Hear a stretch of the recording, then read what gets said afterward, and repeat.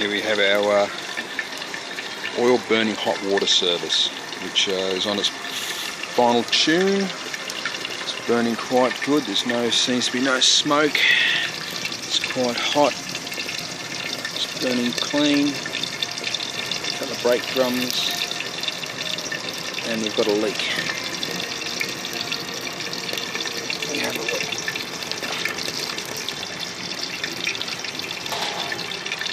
Slight oil drip onto the brake in there, which will give us a drip, which is a bit of smoke, which we'll fix. And see how we run with that. We're getting hot water out of our heat exchanger, all up to the top of our flue, and there seems to be no smoke. So a few changes, and we'll run it again. Thanks for watching.